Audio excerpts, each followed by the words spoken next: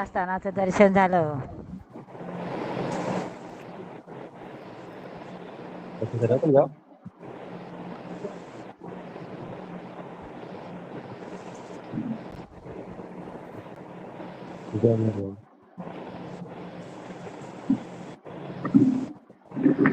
एक किलो जाओ 1 किलो इधर नहीं किधर इधर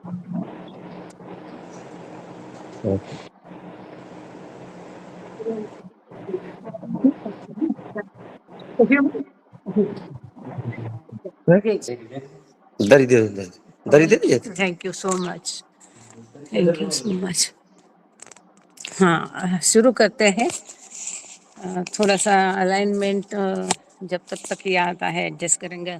अवतार मेहर बाबा की जय, अवतार मेहर बाबा की जय, अवतार मेहर बाबा की जय. मेहर हमारे बीच में आकर के प्लीज आप हमें आपके दर्शन सहवास का आनंद देकर हमारा मार्गदर्शन कीजिए, यही आपसे गुजारिश। थैंक यू बाबा, जय बाबा। Beloved God, help us all to love you more and more and more and more and still yet more till we become worthy of union with you. And help us all to hold fast to your daman till the very. अवतार मेहर बाबा की जय, अवतार मेहर बाबा की जय, अवतार मेहर बाबा की जय। सबको प्रेम पूर्वक जय बाबा। एक ही मिनट में थोड़ा एडजस्ट कर लूँ सीट। हम लोग आप सबको पता ही है लिसन ह्यूमैनिटी पढ़ रहे हैं और इसमें अत्यंत महत्वपूर्ण एक टॉपिक चल रहा है मृत्यु के ऊपर। बाबा ने मृत्यु क्या है, उसको किस प्रकार से मृत्यु का महत्व है, मृत्यु को किस प्रकार से हम स्वीकृत करते हैं, एक्सेप्ट करते हैं, इस पर उसके क्या फायदे हैं, मृत्यु के फायदे, मृत्यु के एडवांटेजेस, डिसएडवांटेजेस, नुकसान, मृत्यु को किस प्रकार से हमको देखना चाहिए, लेना चाहिए, ये सब हम लोग देख रहे हैं। और जी थैंक यू सो मच। मेहर राजू निगम आप सब परिचित है, बहुत मदद कर रहे हैं। तो इसमें हम आगे पिछले बार हम लोग पेज नंबर 98 में रुके थे। आज आगे उसके आगे पढ़ेंगे जरा। अभी हम इसी क्षण आए हैं तो मैं जरा चश्मा लेती हूँ मेरा। Thank you so much. यहाँ जो है वो भी लोग थोड़ा सुनेंगे इसको, क्योंकि टॉपिक ही ऐसा है। हालांकि मैंने बता दिया था, हो जाएगा ना। Thank you.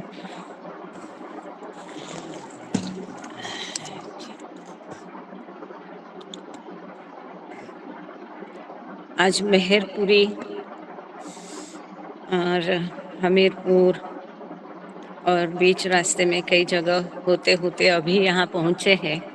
बाबा ने समय पे लाया, बिल्कुल ही समय पे लाया। हालांकि गांगड़े सर को और नीलम को बोल के रखा था। मैं आई एम ऑडिबल, आवाज मेरी ठीक से आ रही है? हाँ हाँ ग्रेट, थैंक जी जी। बाबा के घर के आंगन में बैठ के पीछे मस्त हरियाली दिख रही है। तो पिछला थोड़ा रेफरेंस देना जरूरी है कि जब संस्कारों का इम्बैलेंस होता है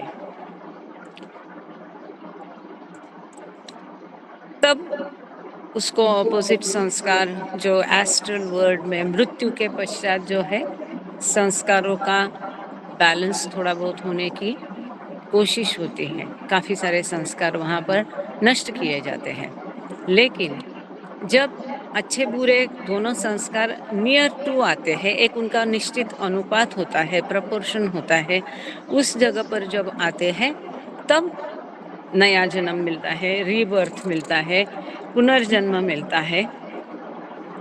Each death or discarnate life is an opportunity for achieving a semblance of balance to start another birth. हर एक मृत्यु या पुनर्जन्म जो है, हर एक मृत्यु जो है, ये एक अवसर है, अपॉर्चुनिटी है, संधि है।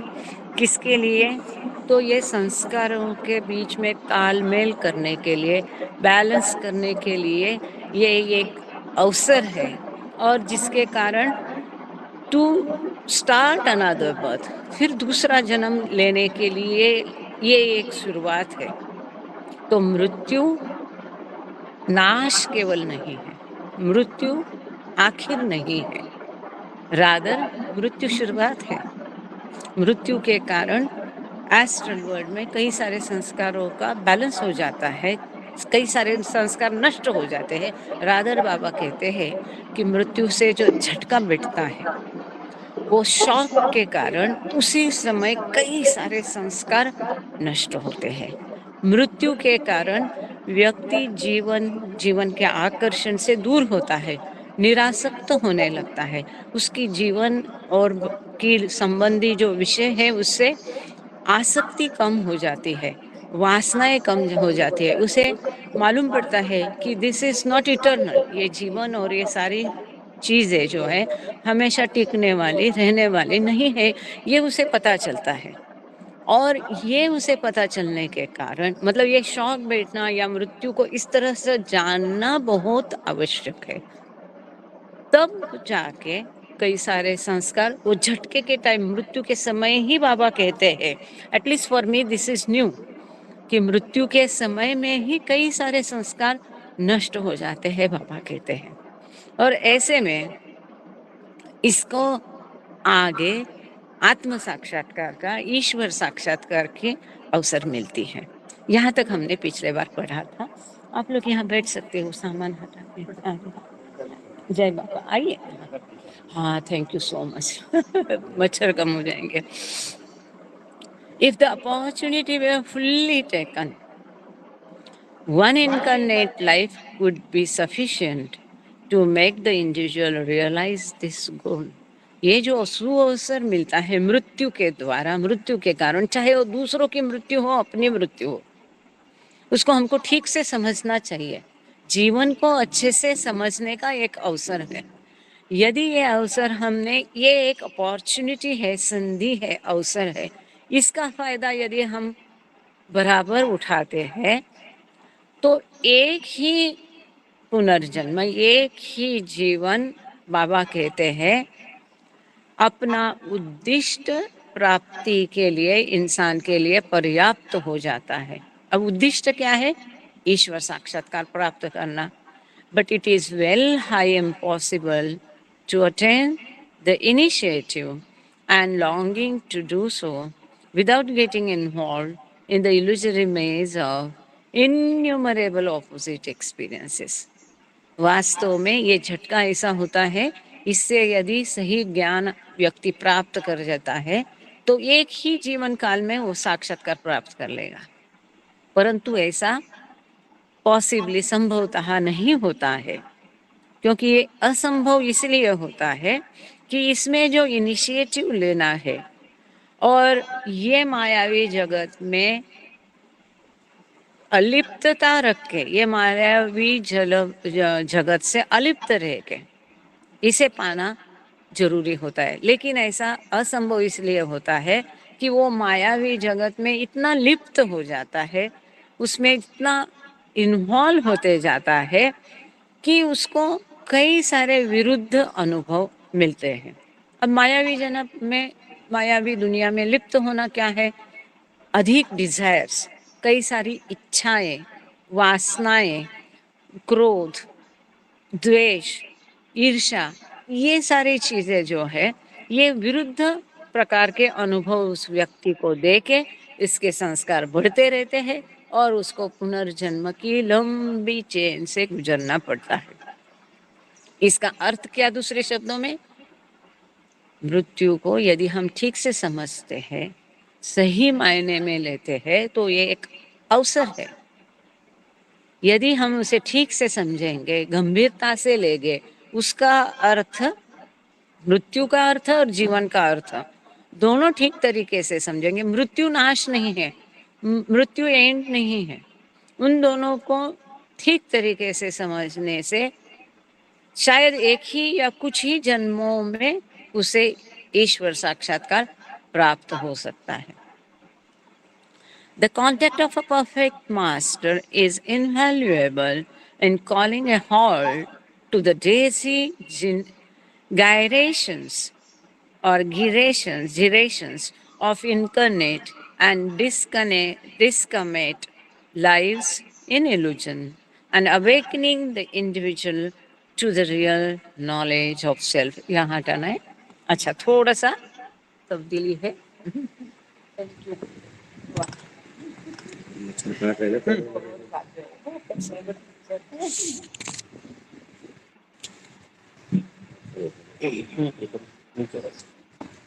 ये रखो नीचे, बैठने चलेगा। क्या बात है, आप आइए ना भाई साहब। Thank you so much. अच्छा नीलम जी, आप रिकॉर्डिंग कर रहे हैं ना, वहाँ बहुत सुंदर, कितना अच्छा लग रहा है, एकदम बाबा की फोटो के सामने रख दिया। Thank you so much. हाँ, रिकॉर्डिंग हो रही है। जय Baba. Thank you so much. हाँ हाँ, आइए ना आप थोड़ा। ये जो बाबा ने 14 बच्चों के पैर धोए थे ना, उनमें से योगेंद्र जी है ना? हाँ, मैं पहचानती हूँ आपको।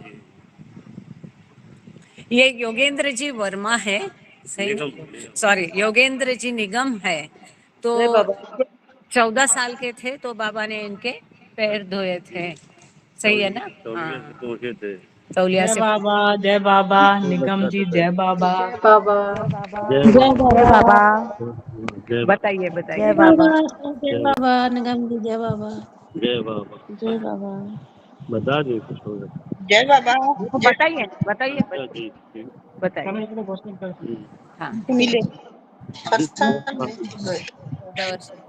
अवतार मेहर बाबा की जय। बैठेंगे, यहाँ बैठो ना। एक एक मिनट। हाँ, बैठे बैठे। हाँ, आप दिखाई देंगे, ऐसा एडजस्ट करती हूँ मैं।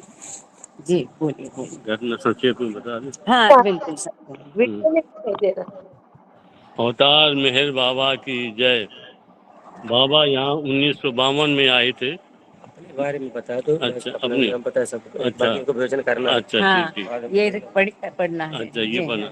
हमारा नाम योगेंद्र स्वरूप निगम है और सन 52 में जो महोदय में घटना हो गई थी, 14 बच्चों के लिए बाबा ने कहा था कि 14 साल के 14 बच्चे होना चाहिए। मैं उनके पैर धोऊंगा तो तौलिया से पहुंचूंगा, अपना सर रखूंगा और 14 रुपए दूंगा। वो ना बहुत उनका मूड खराब हो गया था, तो बाबा ने मूड सही करने के लिए उपाय बताया था। तो जिसमें यहाँ पर 14 साल के 14 बच्चों में एक हम हैं, जो दूसरे नंबर में हमारे पैर धोए बाबा ने किया और 14 रुपया दिए। तो उन 14 में से 4 रुपए अभी रखे हमारे पास। हाँ हाँ, जो बाबा ने दिए थे वो रखे हैं, यहीं अच्छा, रखे हैं। देखिए। दिखा दो अगर हो तो। हाँ, झोला उठा दे। अच्छा, जय बाबा कर जय दीजिए। बाबा, जय बाबा। ठीक है, बात में। ठीक, बाद में दिखा दीजिए। जी जी, थैंक यू योगेंद्र अंकल जी। भाई साहब बोल सकते हैं बल्कि। तो ये भाग्यवान है कि जिन्हों को बाबा से इतना सद्भाग्य मिला। आपने उनको पहले भी ऑनलाइन देखा होगा, अब आज उनको पैंडेमिक में कई बार वो आए थे अपने बीच में। थैंक यू, जय बाबा। अब आए नहीं, बैठ जाइए यहाँ। हाँ, वो पैसा दिखा रहे हैं आपको, दिखाते रहे। तो यहाँ पर हम लोग मेरास्ताना में है, बाबा के घर में, जो बाबा को बहुत पसंद था और बहुत सुंदर है, बहुत ही पायस एटमॉस्फेयर है यहाँ पर। ये हमेशा मेहर प्रसाद जी बोलते थे कि बाबा जिसको ये है 4 रुपए। ये देखिए। ये देखो,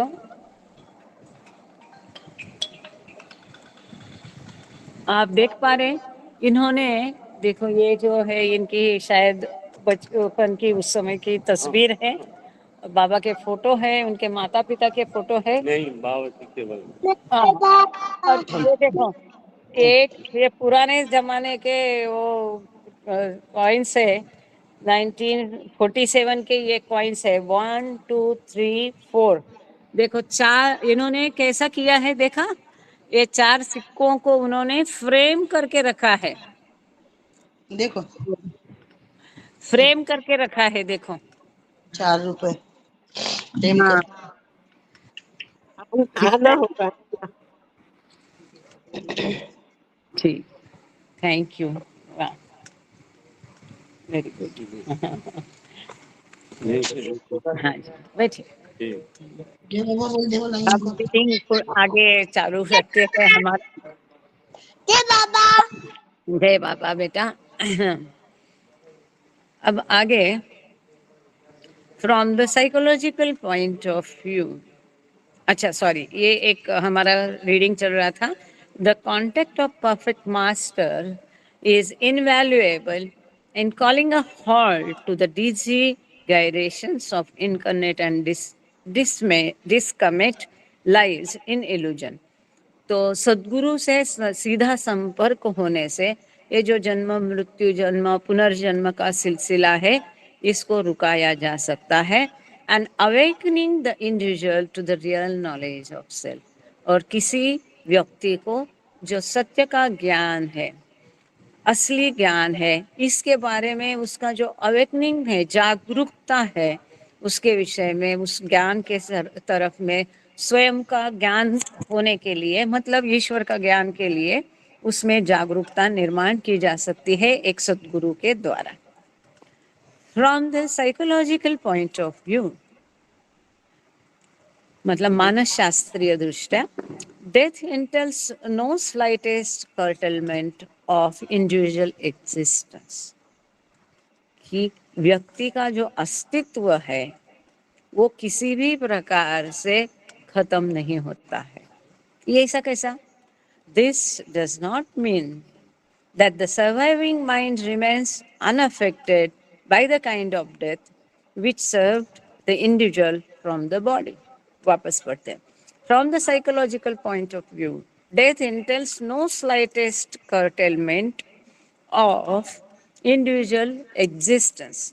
This does not mean that the surviving mind remains unaffected by the kind of death which serve the individual from the body। इसका अर्थ ये नहीं है कि जिस शरीर से वो दूर हो गया है, उसका संबंध टूट गया है, तोड़ा गया है, इसका उसके मन पर कोई भी इफेक्ट नहीं होता है, या मन उसका अनअफेक्टेड रहता है। शरीर दूर जाने से मन अनअफेक्टेड रहता है, ऐसा नहीं है। इसका दूसरे शब्दों में, शरीर से टूट जाने के बाद, शरीर से छूट जाने के बाद, बिछुड़ जाने के बाद मन पर उसका असर जरूर होता है, परिणाम होता है। किस प्रकार? Both the condition of the mind as well as its capacity to progress further in the life after death are often substantially determined by the conditions surrounding the death। मृत्यु के समय आपके भौताल में आसपास में क्या स्थिति थी, इसके ऊपर बहुत सारा निर्भर होता है कि मृत्यु के बाद का जीवन आप किस प्रकार से लेते हैं, किस प्रकार से उसे स्वीकृत करने में, उसे फेस करने में सक्षम बनते हैं। ये बहुत तरीके से निर्भर रहता है कि मृत्यु के समय आपके भौताल में क्या स्थिति थी। अब इसमें क्या होता है कि अगर मृत्यु के समय हम उसे धीरज देते हैं, उस व्यक्ति को प्रेम देते हैं, उस व्यक्ति से कहते हैं कि बाबा को याद करो, ईश्वर का नाम ले लो, इस तरह से उसका माइंड मेकअप करते हैं और ईश्वर का स्मरण वो करते जाता है, तो उसको मुक्ति मिल जाती है या आगे आएगा ही। अगर उसकी अचानक डेथ हुई, अपघात वगैरह, या उसकी किसी ने खून करके उसकी मृत्यु कर दी तो वो एक झटका अलग होता है। उस समय उसको क्रोध हो सकता है, असहायता उसको फील हो सकती है, वो महसूस कर सकता है। इसी के लिए लाइक जैसा हम देखते हैं फ्लड वगैरह, उसमें डेथ होती है, या सॉरी, या कहीं आग लग गई तो उसमें वो छूटने का प्रयास कर रहे हैं और फिर वो अपना दम तोड़ रहा है, तो उस समय हालात और हो जाएंगे। इसीलिए यहाँ एक बहुत महत्वपूर्ण मुद्दा है कि मृत्यु के समय उसकी कंडीशंस कैसी है, इसके ऊपर वो लाइफ आफ्टर डेथ का जीवन किस प्रकार लेता है, ये बहुत निर्भर करता है। अब आगे हम ये क्या पढ़ रहे थे, बाबा ने कहा कि मृत्यु 3 प्रकार की होती है, नॉर्मल, एबनॉर्मल, और एबनॉर्मल में युद्ध के सैनिक और आत्महत्या करना, और एक प्रकार इसमें दिया हुआ है ना, ये सब प्रकार जो है कि एबनॉर्मल डेथ में आते हैं। नॉर्मल डेथ, एबनॉर्मल डेथ, और एक असाधारण जो है, जो से संत महात्मों की, ऐसे 3 प्रकार मृत्यु के किए हैं। अब साधारण मृत्यु के बारे में ये बातें करने के पश्चात ये बाबा ने आगे शायद किया है, हम इसको अब देखेंगे। From the stand point of its psychic after effects, मानसिक दृष्टया मृत्यु के बाद के परिणाम देखने की दृष्टि से death can be classified into 3 broad types. मृत्यु को 3 मुख्य प्रकार में विभाजित किया जा सकता है। वो कौन से मुख्य प्रकार है? Normal, abnormal and super normal. मतलब सामान्य मृत्यु, असामान्य मृत्यु और सुपर नॉर्मल, मतलब बिल्कुल उच्च तरह का मृत्यु है। ऐसे 3 मुख्य प्रकारों में बाबा ने मृत्यु को विभाजित किया है। अब आगे बाबा कहते हैं, normal death follows an illness which ultimately renders the physiological functioning of the body impossible. अब सामान्य या नॉर्मल मृत्यु वह है जो कि मृत्यु के पश्चात आती है और जिसके कारण शरीर का जो शरीर विषयक चलन वलन है वो असंभव हो जाता है, अशक्य हो जाता है। इसके कारण वो साधारण मृत्यु होती है। अब इसमें कुछ आगे मुद्दे जो दिए हैं, इतना आई ओपनिंग है, बहुत असाधारण वो बातें हैं। Generally it involves some kind of warning to the individual। मतलब जब बीमारी के पश्चात किसी की मृत्यु होती है या लंबी बीमारी के पश्चात किसी की मृत्यु होती है, तो उसको पहले से उसके सिग्नल या संकेत मिलने शुरू हो जाते हैं उसको। अब किसी की किडनी खराब है, लीवर खराब है, किसी को किस प्रकार का कैंसर है, तो पहले से उसको घंटी बजना शुरू हो जाती है, पता चलता है उस आदमी को, बाकी लोगों को, कि अब ये कुछ दिन का मेहमान है। तो इस वजह से क्या होता है कि एक तरह का प्रिपेयर्डनेस आता है, स्वीकृति आ जाती है, तैयारी होती है उसके मन की कि चलो अब थोड़े दिन बचे हैं, ऐसा उसको लगने लगता है। तो इस प्रकार से जो बीमारी के कारण होता है, तो ये व्यक्ति को एक प्रकार की सूचना मिल जाती है। If the illness is severe, यदि बीमारी अगर गंभीर है, ही ऑफन, मेरे को समझ चाहिए, इसको पूरी ऑफ कर दीजिए आवाज। 1 मिनट। हाँ जय बाबा।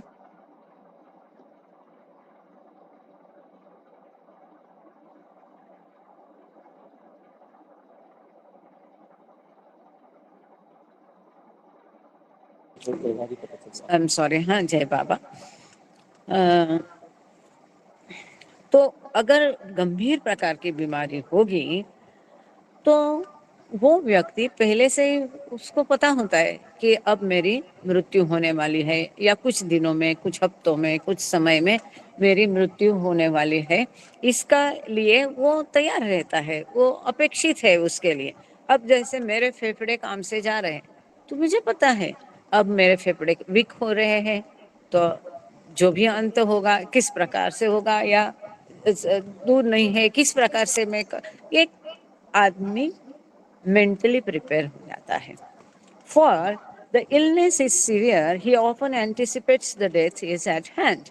Although by no means true of all deaths caused by illness, when the individual has some anticipation of impending death, he usually has a chance to tie up loose ends and prepare his mind for this new crisis. तो अब लंबे समय से बीमारी चल रही है तो कई बार होता है वो आदमी खुद ही थक जाता है बीमारी से जूझ के, उसको फेस करके, तो वो तो इंतजार ही करता है, या उसको ये रहता है कि वो बोल जब तक चलता है चलाएंगे बिना लाइट का, नहीं तो फिर कीड़े आ जाएंगे ना। हाँ, जब नहीं पढ़ना संभव होगा तो बताऊंगी मैं। Although by no means true of all deaths caused by illness, कि सभी प्रकार के बीमारियों के पश्चात जो मृत्यु होती है, when the individual has some anticipation of impending death, जब उसे पता चलता है कि अब मेरे इसमें मृत्यु होने ही वाली है, ये मैं बहुत दिन से खींच रहा हूँ, he usually has a chance to tie up loose ends, तो उसको क्या है, आपके मन की तैयारी करने के लिए, ये मायावी दुनिया से अपने मन को मोहित न होने देने के लिए, उससे निरासक्त होने के लिए, उससे अटैचमेंट से दूर होने के लिए, या जो भी उसके कार्य है, चलो भाई अब ये मेरे से नहीं होगा तो इसको ख़त्म कर लो, वाइंड अप कर लो, अब दूसरे किसी को जिम्मेदारी सौंप दो इसकी, या उसके जो भी अधूरे काम है, प्रोजेक्ट्स है, उसे कम करना या बंद करना, या इस तरह का जो कार्य है वो करने के लिए, and prepare his mind for this new crisis. अब ये जो नया क्रिसिस आने वाला है, नया संकट आने वाला है, उसके लिए वो अपने मन की तैयारी कर लेता है कि चलो अब कभी ना कभी तो मुझे इसके लिए तैयार हो जाना है। कोई मृत्यु पत्र बना देता है, कोई कुछ बना देता है, ठीक है ना। तो इस प्रकार से होता है। आप लोगों को भी ध्यान रखना है, हम रहे ना रहे, बाबा का ये काम किसी तरह से रुकना नहीं चाहिए। ये पहले भी केतकी को मैंने बोला था जब मेरी हालत गंभीर थी निमोनिया के दौरान, और अभी आज बाबा के सामने, बाबा के घर में सुंदर तस्वीर और मेहरास्ताना की कुटी में बैठ के ये बात बोल रही हूँ। गांगड़े सर है, अरुण पड़सकर सर है, कई सारे नीलम है, कई सारे दिग्गज यहाँ पर है। तो आप लोगों को ये रिस्पॉन्सिबिलिटी लेनी पड़ेगी कि किसी आगे जो यंगस्टर्स है कि आगे ये कार्य चालू रखना चाहिए, जारी रखना चाहिए, इस कार्य को किसी भी तरह से बाधा नहीं आना चाहिए, खत्म नहीं होने देना है, क्योंकि इतना लिटरेचर बाबा ने दिया है कि इसको एक जन्म पूरा नहीं पड़ेगा। हमको तो काफ़ी कुछ पढ़ना है, डिस्कोर्सेस पढ़ना है, गॉड स्पीक्स पढ़ना है, इन्फिनिट इंटेलिजेंस पढ़ना है, कई सारी किताबें अभी तो बाकी है। तो ये इस प्रकार से उस व्यक्ति को अपने मन को तैयार करना पड़ता है। ये तो वास्तव बताया, हाँ आगे ये समय मिला, अवसर मिला इसको बोलने का। Thank you. अब सेकंड, ये कौन से हुए, सामान्य मृत्यु, जो बढ़ती उम्र में या बीमारी के कारण वो तैयार रहता है और उसके लिए प्रिपेयर्डनेस हो जाता है। The second or abnormal type of death is that which results from accidents, murder, war and suicide. अब दूसरी जो असाधारण तरीके की मृत्यु है वो अपघात, खून, युद्ध या आत्महत्या से निर्माण होने वाली मृत्यु होती है। अब उस केस में क्या होता है, ये इतना महत्वपूर्ण और मुश्किल विषय है, लेकिन आगे इसके बारे में पूरा तफसील में बाबा ने बताया है, इतना सुंदर बताया है, मुझे नहीं लगता कि और कहीं इतने कम शब्दों में कहीं पर इसका इतना जिक्र ठीक से हुआ है। तो अब ये हम पढ़ेंगे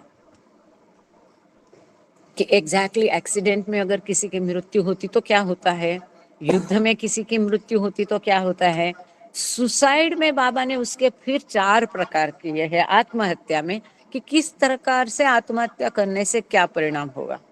तो ये बहुत सुंदर है, बने रहिएगा। In accidents and murder, there is generally no anticipation of impending death. जब अपघात होते हैं, खून हो जाता है, तो आने वाली मृत्यु की किसी को खबर नहीं होती है। आप लोग लीजिए, किसी को खबर नहीं होती है और उसके लिए कोई तैयार नहीं होता है, उसको उसकी अपेक्षा नहीं रहती है, क्योंकि वो सडन होता है, अचानक होता है, वो आघात होता है। Being unexpected death involves in such instances a shock which can shatter the very roots of the sanskaras, seeking expression through the physical incarnation of the individual. ऐसे क्या होता है, इसमें कोई अपेक्षा नहीं है, अपघात है, अचानक होगा, तो इसका एक आघात होता है, शॉक होता है, और ये आघात ही कारणीभूत है। क्या करता है वो, जैसे वो शॉक हो जाता है तो एकदम हिला देता है ना, जैसे व्यक्ति हिल जाती है, ये संस्कार जड़ से हिल जाते हैं आघात के कारण, शॉक होने के कारण वो उसके संस्कार जड़ से हिल जाते हैं, और फिर इसके कारण इतना वो शॉक जबरदस्त होता है कि उसके अच्छे बुरे संस्कार करीब करीब नजदीक आ जाते हैं, सम प्रमाण होने लगते हैं, नॉट एग्जैक्टली, परंतु उस प्रपात में आ जाते हैं, उस प्रपोर्शन में, अनुपात में आ जाते हैं कि जहां उसकी अपघात में यदि किसी की एक्सीडेंटल मृत्यु हो जाए तो उसको तुरंत पुनर्जन्म मिलता है, फिर उसको लंबे समय अगले जन्म की प्रतीक्षा नहीं करनी पड़ती है। क्यों? क्योंकि उसके शॉक के कारण उसके संस्कार खत्म हो जाते हैं, काफी सारे संस्कार नष्ट हो जाते हैं, और इसके कारण उस व्यक्ति को दूसरा जन्म तुरंत मिल जाता है। In unanticipated accidental death, the ordinary ego mind has a moderate tendency to gravitate towards the gross sphere and cling to it because of the ego mind's attachment to the gross words.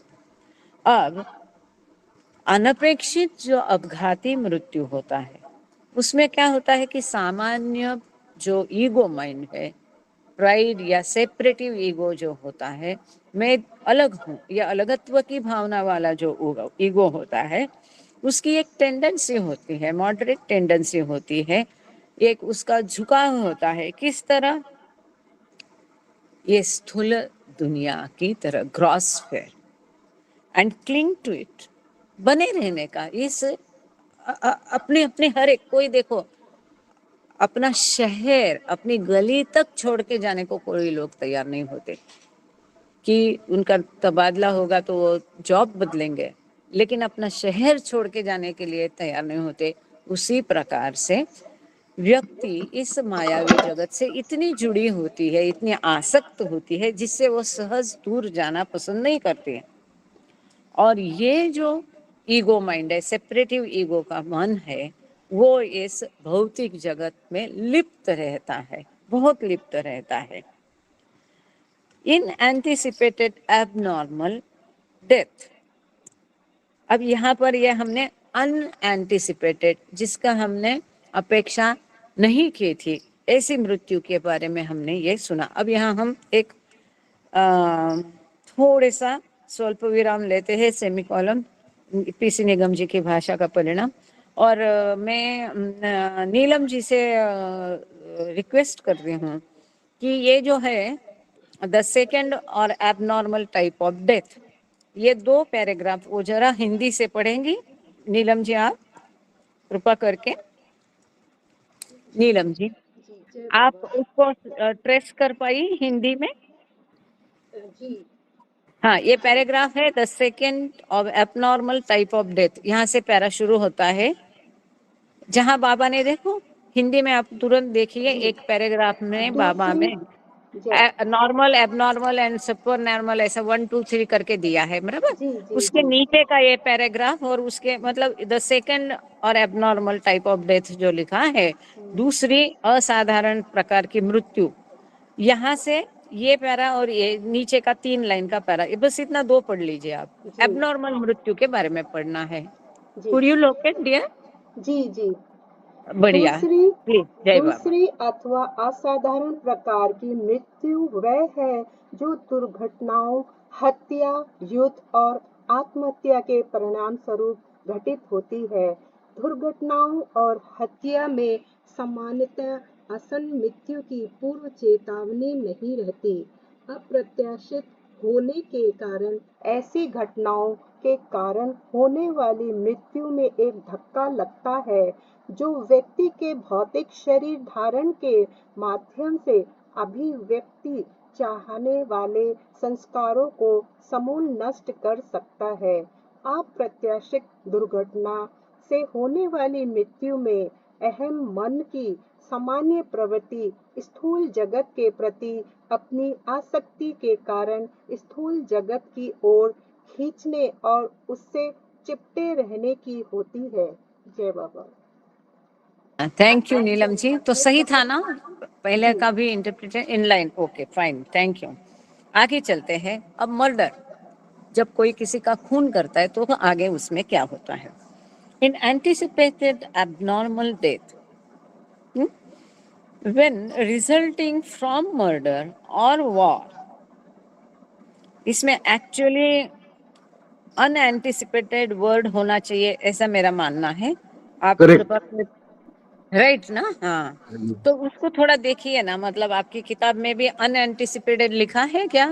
Neelam ji, आपके पास तो पूरा दूसरी addition है जी English में, इसमें जी यही लिखा है अनएंटिसिपेटेड। गुड। हाँ, तो इस जो मैं दुर्भाग्य से मेरे एडिशन में कई सारी गलतियां हैं, ये मेहर मोहनवानी को बताना पड़ेगा।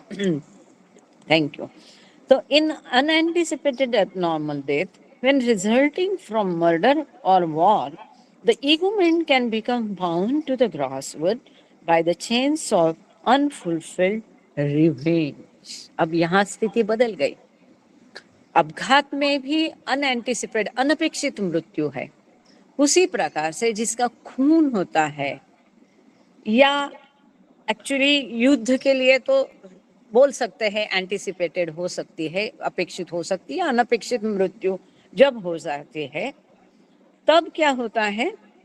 ये जो ईगो माइंड है, सेपरेटिव ईगो वाला माइंड है, जो समझता है कि मैं मतलब ये शरीर में दूसरों से भिन्न हूँ, ये जो ईगो माइंड है, ये इस स्थूल जगत से लिपटा हुआ तो है ही, लिप्त है ना, अटैचमेंट है। साथ में यदि किसी का खून होता है, मर्डर होता है, या किसी की युद्ध में मृत्यु होती है, तो उसके मन में बदले की भावना प्रबल होती है, स्ट्रांग होती है, और उसको बदला लेने का एक प्रकार से मन करता है। मतलब जो बाबा ने कहा कि मृत्यु के समय आपकी स्थिति भवताल कैसा है, इसमें क्या होगा? उसके मन में बदले के भाव मन में रख के वो मृत होगा, जो कि बहुत खराब होता है। इसीलिए जो क्राइस्ट ने कहा कि ईश्वर उनको माफ करे, ये एक उदाहरण था, आदर्श था दूसरों के लिए। यदि कोई हमारा खून करता है तो हमको उसके प्रति क्षमा भाव ही रखना जरूरी है। इवन हमारा कोई खून करता है, मर्डर करता है, तब भी हमको उसके प्रति क्षमा भाव उसके कारण नहीं रखना है, उसके लिए नहीं रखना है, अपने स्वयं के कारण, अपने स्वयं के लिए। क्योंकि हम उसके प्रति मन में बदले के भाव रख के मृत हो जाएंगे तो परिणाम महाभयंकर होंगे, जो अब हम आगे देखेंगे। बाबा ने यहाँ उसको उद्धृत किया है। There is less tendency for such binding to occur in death due to war than in that resulting from the murder. तो युद्ध में बदले की भाव नहीं रहते हैं। युद्ध का एक प्रकार से अपेक्षित अनपेक्षित भी हो सकता है, अपेक्षित भी हो सकता है। युद्ध और खून, मर्डर, इसमें बहुत अंतर है। युद्ध में तो वो तैयार ही होता है, उल्टा अपने देश के प्रति प्रेम है, और इसके कारण ये उदार भाव से उसने ये अपने जीवन की बाजी लगाई है। उसको व्यक्तिगत कोई दुश्मनी सामने वाले सैनिक के लिए नहीं है, सामने वाले सैनिक को भी इसके प्रति कोई व्यक्तिगत दुश्मनी नहीं है। और इसके कारण बाबा ने कहा है कि जो सैनिक युद्ध में मृत होते हैं वो सदगति पाते हैं, क्योंकि वो अच्छे आएगा अभी आगे। लेकिन ऐसा खून का नहीं है, मर्डर का नहीं है। मर्डर में उसके मन में बदले के भाव रहते हैं, जो युद्ध में मरते हुए सैनिक के मन में बदले के भाव नहीं होते हैं। ऐसी यूजुअली टेंडेंसी नहीं होती है। कोई भी टेलर मेड नहीं है, पर आम तौर पर किस प्रकार से होता है इसका यहाँ पर बाबा ने जिक्र किया है। इन वॉर, अब मृत्यु युद्ध में होती है तो कैसा होगा? In war, the combatants on both sides are often impersonal in their actions. तो दोनों सैनिक जो है उनको व्यक्तिगत कोई दुश्मनी आपसे एक दूसरे को नहीं होती है। And aware that they are fighting for some cause. उनको ये पता होता है, उनको ये भान होता है कि वो किसी कारण की वजह से आपस में लड़ रहे हैं, rather than through personal enmity. उनमें आपसे कोई वैर भाव नहीं है, उसके कारण वो आपसे एक दूसरे से लड़ नहीं रहे हैं, परंतु एक कारण के लिए वो एक दूसरे से लड़ रहे हैं। If this awareness is clear and steady, यदि ये जागरूकता साफ है और सतत है, स्थिर है, death in war does not yield the mental reaction of revenge. इस प्रकार से ये जो अवेयरनेस है कि मेरी उससे कोई दुश्मनी नहीं है, मैं मेरे देश के लिए अच्छे परिणामों के लिए लड़ रहा हूँ, इस प्रकार से अगर साफ पिक्चर अगर है, तो यदि इस प्रकार में मृत्यु युद्ध में हो जाती है तो इसके कारण, उस मृत्यु के कारण ये मानसिक बदले की भाव उसके मन में नहीं रहते हैं। अब तीसरा जो प्रकार है वो abnormal.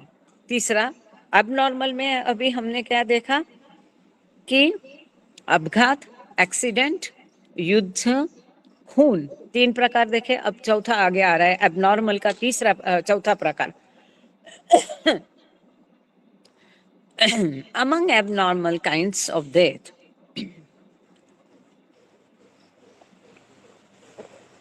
suicide deserves special attention. जो आत्मघात, आत्महत्या की तरफ खास ध्यान देना चाहिए। Suicide may be divided into 4 grades. आत्महत्या भी वापस 3 प्रकार में विभाजित की जा सकती है। Thank you for correction. आत्महत्या भी 4 प्रकारों में विभाजित की जा सकती है। एक लोएस्ट, एकदम नीचतम, दूसरी लो, नीच प्रकार की आत्महत्या, एकदम नीचतम प्रकार की लोएस्ट।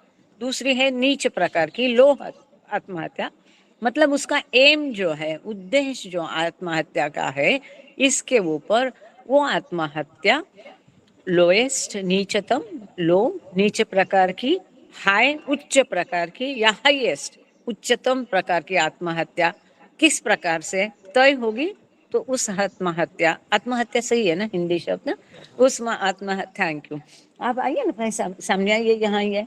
उस आत्महत्या के पीछे का कारण जो है, उद्देश्य जो है, इसके ऊपर ये तय होगा, निर्भर होगा।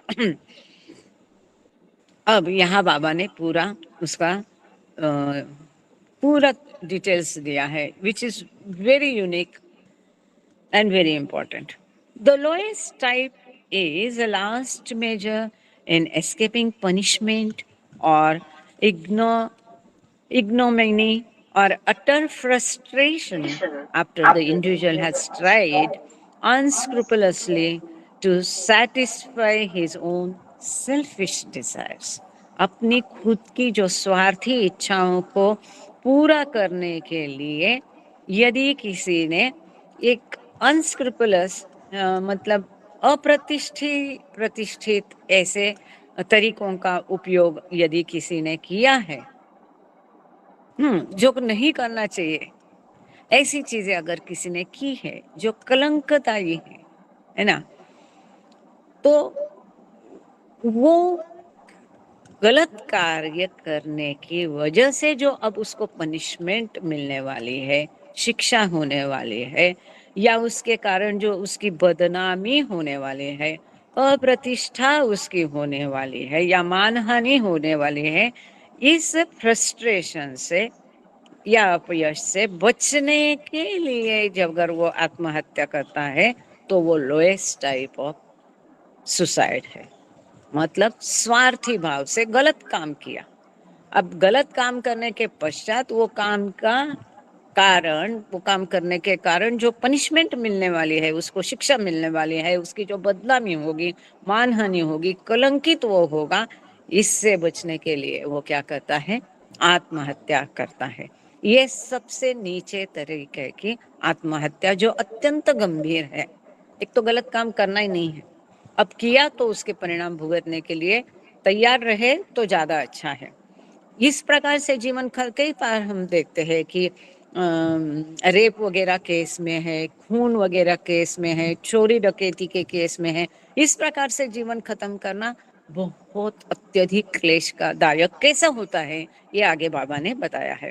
10 one who has committed murder for lust or power may commit suicide when he is caught. अब यहाँ बाबा ने उदाहरण दिया है कि इस प्रकार से कि जिसने खून किया है, मर्डर किया है, या कोई बलात्कार वगैरह जैसा काम किया है, या सत्ता के लिए कोई घिनौना काम किया है, वो अगर सुसाइड करता है, आत्महत्या करता है, जब वो पकड़ा जाएगा तो पकड़ा जाने के पश्चात यदि वो आत्महत्या करता है तो ये लोएस्ट टाइप की, नीचतम प्रकार की आत्महत्या गिनी जाएगी। Even after leaving the body, such a person does not succeed in severing his link with the gross world for hundreds of years. यदि वो इस प्रकार से आत्महत्या करता है तो शरीर छूटने के पश्चात भी, शरीर तो उसने त्याग दिया, खत्म किया, आत्महत्या की मतलब शरीर को त्याग दिया, तो शरीर के साथ उसका संबंध टूट गया। अब इसमें बहुत सुंदर एक विचार आगे आने वाला है, वो फिजियोलॉजिकल है। तो शरीर काम से नहीं जाता है, परंतु शरीर काम का नहीं रह जाता है, तो शरीर के साथ भरे उसकी लिंक टूट जाए, संबंध टूट जाता है, लेकिन उसका ये स्थूल जगत के साथ 100 साल तक संबंध खत्म नहीं होता है और वो आत्मा भटकती रहती है। क्यों? क्योंकि उसको माध्यम नहीं है, उसके जो संस्कार उसको खत्म कर, हर कोई जन्म लेता है तो कैसा लेता है, हम बोलते हैं ना, ये अपनी अपनी पोटली हम साथ में सर में लेके आते हैं। वो कौन सी पोटली होती है? हमारे संस्कारों की पोटली। उन संस्कारों को, अच्छे बुरों को हमको इस जन्म में पूरा करना ही करना, खर्च करना ही होता है। जैसे संस्कार खर्च हो जाते हैं, टाटा बाय बाय होता है, एग्जिट होता है, मृत्यु होता है। अब वो संस्कार बचे हैं, मानो उसके कुछ 30-40 साल के, और बीच में वो अगर आत्महत्या करता है तो उसके संस्कार तो खत्म नहीं हुए। अब वो संस्कार खत्म करने के लिए उसके पास शरीर नहीं है, मतलब माध्यम नहीं है, फिर वो कैसा होता है? इसके लिए उसको वहां एंट्री नहीं, वो ग्रास वर्ड में, स्थूल जगत में ही भटकता रहता है। लेकिन अब माध्यम, ये शरीर ये माध्यम है, इसीलिए मनुष्य जन्म बहुत बहुमूल्य बताया है, क्योंकि इस मनुष्य जन्म में इस शरीर के माध्यम से इस जीवन काल में हमें ईश्वर साक्षात्कार के प्रति हमारे भरसक प्रयास करने चाहिए। ये शरीर किस लिए? मौज मस्ती के लिए नहीं दिया गया है। तो हमारा हर क्षण, हर पल हम इसी दिशा में आगे बढ़ना चाहिए कि मैं ईश्वर साक्षात्कार किस प्रकार से प्राप्त करने लायक बनूं। अब यहाँ उसके पास माध्यम नहीं है। यहाँ सुंदर मोर की आवाज आप सुन रहे हैं, वहां से वो भी अपनी दाद दे रहा है। Thus, one who has committed murder for lust or power may commit suicide when he is caught, even after leaving the body. Such a person does not succeed in severing his link with the gross world for hundreds of years. These individuals live literally as ghosts in the semi-subtle sphere. अब ये आत्माएं कहाँ जाएगी? उनको subtle word में प्रवेश नहीं है, सेमी सटल स्फीयर में वो प्रैक्टिकली घोस्ट या भूत बन के ये आत्माएं रह जाती है। कौन सी आत्माएं?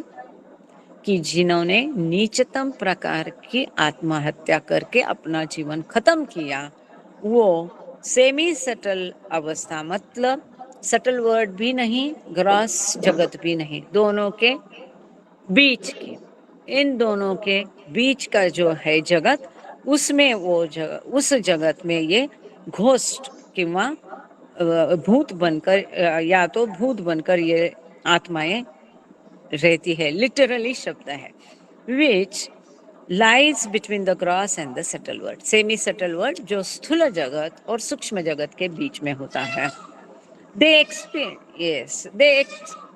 experience agonizing suffering, बहुत भयानक यातनाएं उनको भुगतनी पड़ती है, because of their unfulfilled Dzire, उनकी अतृप्त इच्छाओं के कारण उनको भयानक यातनाएं सहन करनी पड़ती है. कैसी?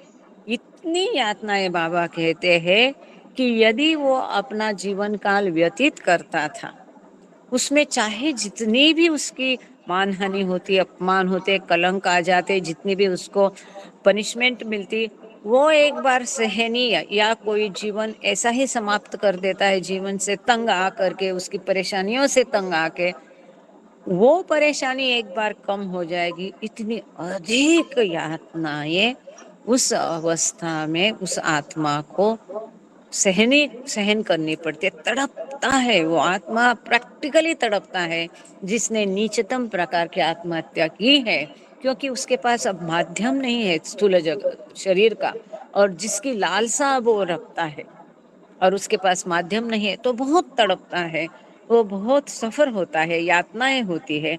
Due to the link which they preserve with the gross world, they continue to desire various gross objects keenly, a desire which can never be fulfilled. अब ये सांसारिक भौतिक इच्छाओं से जो उनकी अटैचमेंट है, उनकी लालसा है, उसे वो पूरा नहीं कर पाते हैं. These individuals, they experience agonizing suffering because of their unfulfilled desires. उनकी जो अतृप्त इच्छा है, उनके कारण वो भयानक ऐसी यातनाएं सहते हैं. Due to the link which they preserve with the gross world. अब ये क्या कहते हैं? क्योंकि उन्होंने अपने से जीवन खत्म किया, इसके कारण, और उनके संस्कार जो खत्म करने चाहिए थे इस जीवन काल में वो खत्म नहीं हुए, तो इस भौतिक जगत के साथ उनका जो अभी भी लिंक वो बना के रखते हैं जबरदस्ती, क्योंकि उनकी इच्छाएं हैं. इसके कारण they continue to desire various gross object, और इसके कारण इस भौतिक जगत की कई सारी इच्छाओं में अभी भी उनका मन की लालसा तृप्त नहीं है, लालसा रखते हैं, आसक्तियां होती है. इस भौतिक जगत के कई सारे भौतिक चीजों से उनको बहुत आसक्ति होती है, which can never be fulfilled. और ये भौतिक जगत की चीजों की उनकी आसक्तियां कभी भी पूर्ति नहीं हो सकती. क्यों? क्योंकि जो पूर्ति करने वाला साधन शरीर है वो उनके पास है नहीं, उनको प्राप्त करने के लिए या उनका उपभोग लेने के लिए. This suffering is even more acute than the intense sufferings in the hell state that the individual experiences after he serves his connection with the gross world. भौतिक जगत से उसका संबंध खत्म होने के पश्चात भी जब वो नरक में अगर जाएगा, तो जिसको हम बोलते हैं ना नरक यातना, कि इसको अरे बाप रे, इसको कैसी नरक यातनाओं से गुजरना पड़ रहा है, तो नरक में, हेल स्टेट में बहुत अत्यधिक यातनाएं होती है. लेकिन बाबा यहाँ कहते हैं नीचतम प्रकार की आत्महत्या करने के पश्चात उस आत्मा को इतनी भयानक पीड़ाएं होती है कि वो नरक यातना से भी बढ़कर होती है. A somewhat less acute class of suffering in imagination is experienced in the hell state by suicides who have been slightly better motivated. अब बाबा आगे सुसाइड का, आत्महत्या का दूसरा प्रकार कहते हैं.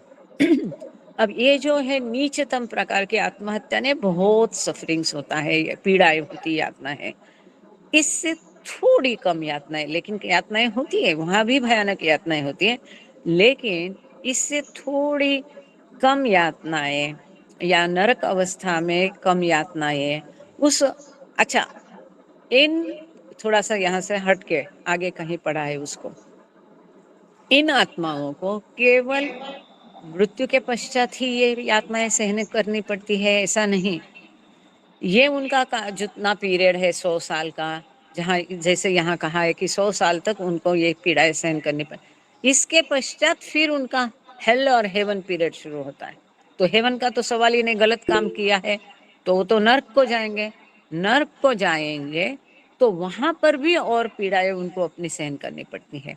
परंतु दूसरी प्रकार की आत्महत्या जो है, जो कि थोड़ी सी लो प्रकार की है, नीचतम नहीं, लोएस्ट नहीं, लो है, नीचे प्रकार की है, इस आत्महत्या से उसका आत्महत्या करने वाले के पास थोड़ा बेटर कारण था, थोड़ा अधिक अच्छा कारण था। इसको हम बाबा कहते लो या नीचे प्रकार की आत्महत्या कहते हैं, उसमें पीड़ाएं थोड़ी कम होती है। वो कौन सी आत्महत्या है? In this group are those motivated by sheer disgust with life. अब ये नीच प्रकार की आत्महत्या जो है, इस ग्रुप में कौन से लोग आते हैं? जो जीवन से थक गए हैं, जीवन उनको जीना नहीं चाहते हैं, जीवन से तंग आ गए हैं, या वो जीवन की जो परिस्थितियां है, चैलेंजेस है, आह्वान है, उनसे जूझना नहीं चाहते, उसने थक गए हैं, उनसे वो भागना चाहते हैं, जीवन के आह्वानों से, परेशानियों से वो अपना जीवन खत्म करते। लाइक कि किसी का कर्जा नहीं चुका पाया, खाने के लिए नहीं है, बहुत शारीरिक व्याधियों से भी लोग आत्महत्या करते हैं, वो सहन नहीं कर पाते हैं, या कोई भावनिक उनका कारण होगा। तो ऐसे कोई कारण है जिससे वो अपना जीवन समाप्त करते हैं, वो नीचे प्रकार की आत्महत्या। Thus a person suffering from bad health or stricken by a loathsome disease, or one who is poverty stricken and ashamed of being a burden on others, might put an end to his life through lack of will to live. ऐसे लोग जिनको अब जीने की बिल्कुल तमन्ना नहीं, बिल्कुल ही इच्छा नहीं है, चाहे उनके गंभीर आजार के कारण हो, लंबा हुआ प्रोलॉन्ग बीमारी के कारण हो, जो नहीं वो सब सहन करना चाहते हैं, जो बहुत गरीब हो, और जो बिल्कुल दूसरों पर बोझा, कई लोग हैं डिपेंडेंट हो जाते हैं, तो उनको दूसरों पर बोझा बनकर नहीं रहना है, या खाने पीने के मामले में वो स्वयं नहीं कमा रहे और दूसरों पर बोझा नहीं कर पा रहे, या खराब तबीयत के कारण, हेल्थ के कारण, ऐसे लोग जब आत्महत्या करते हैं तो उसको दूसरे प्रकार की आत्महत्या में हम डिस्क्राइब कर सकते हैं। Since the cause of such a suicide is revulsion from earthly life, the ego mind does not continue to maintain any enduring link with the gross world beyond the normal 3 or 4 days following death. अब इस प्रकार के जो व्यक्ति आत्महत्या करते हैं, जो जीवन से उब गए हैं, परेशानियों से थक गए हैं, वो नीच प्रकार की आत्महत्या है, लो प्रकार की है। उनका क्या होता है आगे? इस आत्महत्या के कारण, since the cause of such suicide is, अब इस आत्महत्या का कारण क्या है? कि जीवन से विकर्षण है, आकर्षण नहीं है ना। अब जीवन से उनकी आसक्ति टूट गई, वो निरासक्त हो गए, विकर्षण हो गया, आकर्षण नहीं है, उनका विकर्षण है जीवन से। उनको अब जीवन के प्रति घृणा है, कोई जीवन का अब उनको लोभ नहीं है, निर्लोभ हो गए जीवन से। ऐसे भौतिक जीवन से चूंकि वो निर्लोभ हो गए हैं, इनका जो ईगो माइंड है, सेपरेटिव ईगो है, वो क्या कहता है? इस भौतिक जगत से कोई अपना संबंध रखना नहीं चाहता है और उससे तुरंत अलग हो जाता है।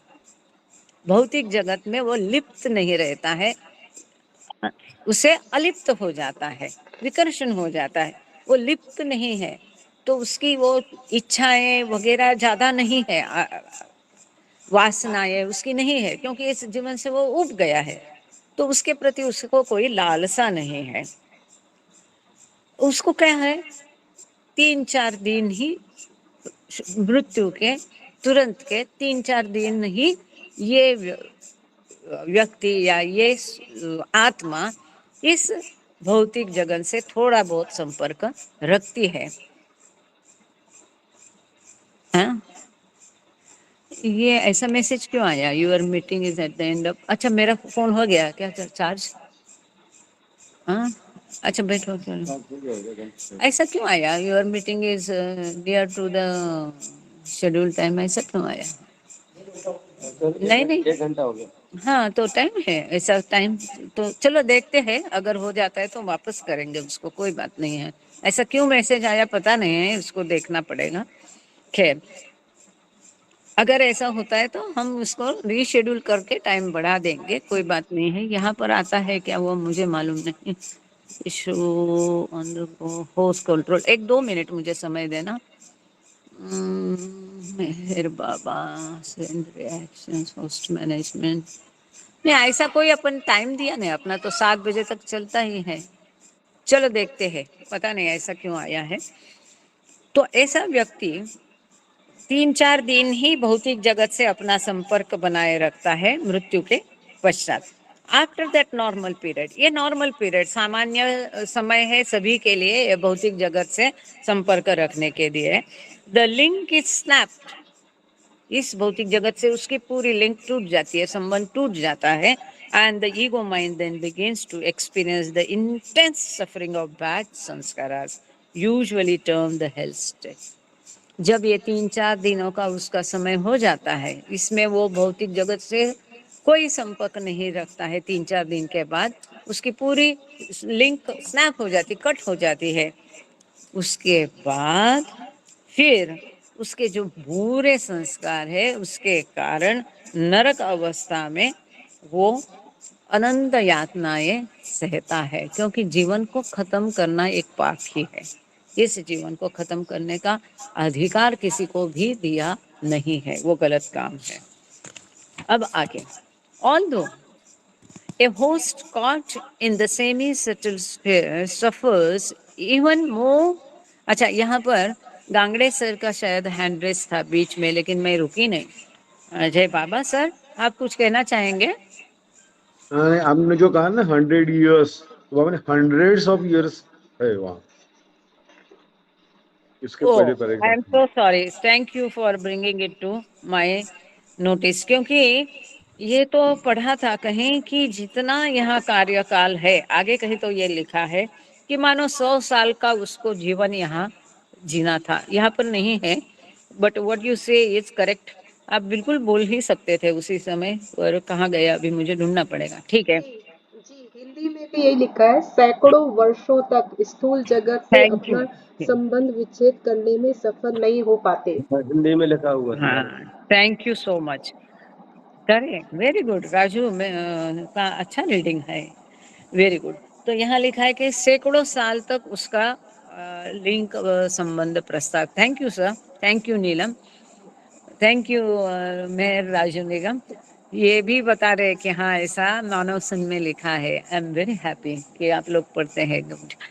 तो ये एक बात है, और गांगड़े सर आप भी बोल सकते हैं इसके बारे में कि कहीं पे मैंने सुना था या इसी में आगे है मालूम नहीं, कि वहां पर बाबा कहते हैं कि मानो अगर मुझे 75 साल जीने के लिए यहाँ भेजा है, और मतलब कोई एक व्यक्ति है उसको 75 साल 100 साल के लिए जीने के लिए यहाँ भेजा है, मतलब उसका पूरा कार्यकाल 100 साल का है। वो व्यक्ति अगर 60 साल की उम्र में आत्महत्या कर देता है तो आगे के 40 साल उसको आगे एस्ट्रल वर्ल्ड या हेवन एंड हेल मिलता नहीं, बल्कि उसको रिमेनिंग जो कार्यकाल है 40 साल का, वो पूरा करने के पश्चात फिर उसका एस्ट्रल वर्ल्ड का कार्यकाल शुरू होता है, ऐसे भी पढ़ा था। जय बाबा सर। एग्जैक्टली मैं क्लियर नहीं हूँ उसके बारे में, सॉरी। हाँ नहीं, ये मैंने, चलो आएगा आगे कहीं, अगर इसी में पढ़ा है तो आएगा। ठीक ठीक ठीक, आएगा आगे भी आएगा।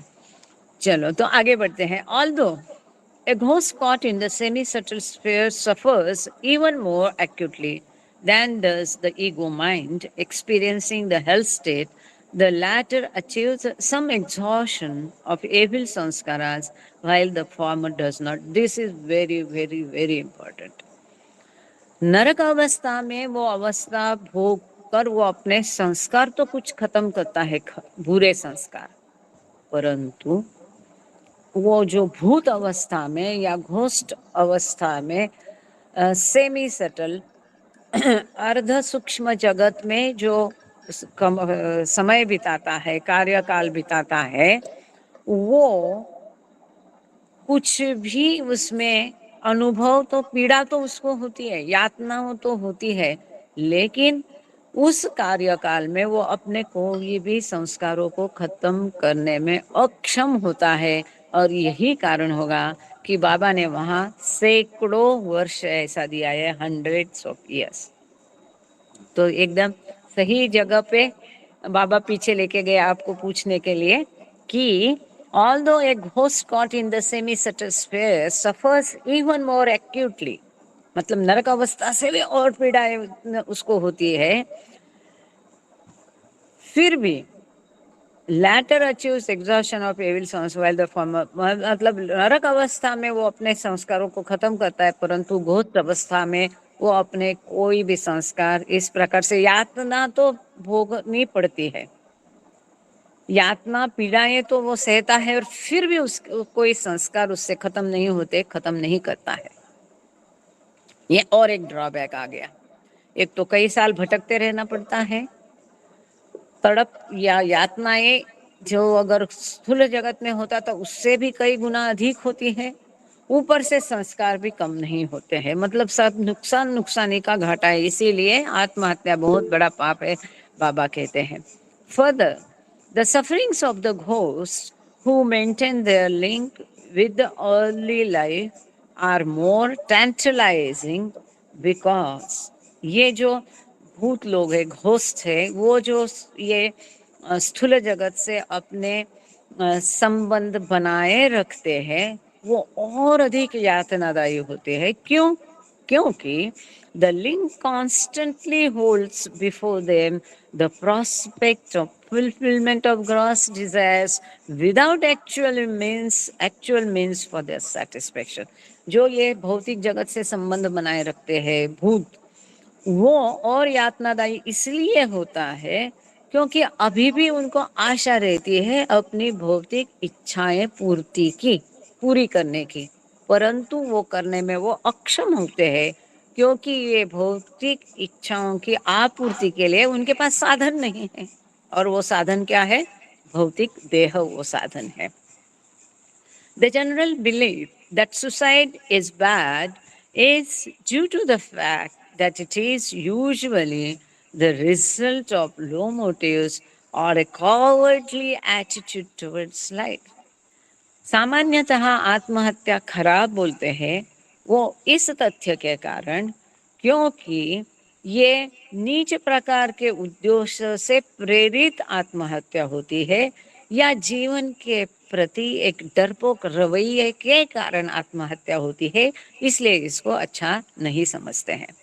When suicide is employed as an escape from dilemmas brought on by failure to cope with the needs of life, जब ये जीवन की गतिविधियों से, परेशानियों से झेलने में अक्षम होता है व्यक्ति, उसको फेस नहीं करना चाहता है, वो उसमें अयशस्वी होता है, फेल हो जाता है, और ये जीवन की जो झमेलों से बचने के कारण अगर वो आत्महत्या करता है तो क्या होता है? It is not only ignoble, मतलब ऐसी आत्महत्या केवल नीच प्रकार की, कुख्यात, अप्रतिष्ठित ही नहीं है तो but far reaching as well in its demoralizing effects upon the victim। जो मृत हो गया है उसको वो हतोत्साही करती है, निरुत्साही करती है, उसको भ्रष्ट करने में ऐसे आत्महत्या सक्षम होती है, उसको निरुत्साही कर देती है। तो जीवन के से हार के, उसके आह्वानों से डर के आत्महत्या करना डरपोक का काम है, वो नहीं करनी चाहिए। The third or high type of suicide is in no way rooted, पहला ठीक था, थैंक यू। द थर्ड और हाई टाइप ऑफ सुसाइड। अब हमने दो प्रकार के सुसाइड देखे, लोएस्ट मतलब नीचतम, लो मतलब नीचे प्रकार की आत्महत्या। अब और दो आत्महत्या बच गई है, वो कौन सी है? द थर्ड और हाई टाइप ऑफ सुसाइड, उच्च प्रकार की आत्महत्या तीसरी है, is in no way rooted in inferior motives and is therefore free of their deteriorating effects। तीसरे प्रकार की आत्महत्या जो उच्च प्रकार की समझी जाती है, वो किसी भी प्रकार से ये नीचे प्रकार की उद्देश्यों से प्रेरित नहीं है, इंफीरियर उद्देश्यों से प्रेरित नहीं है, और इसके कारण इसके परिणाम जो है अधिक विनाशकारी नहीं है। It is inspired by altruistic मतलब परोपकारी, हाँ, it is inspired by altruistic motives alone and is a sacrifice made to secure the material or spiritual well-being of others।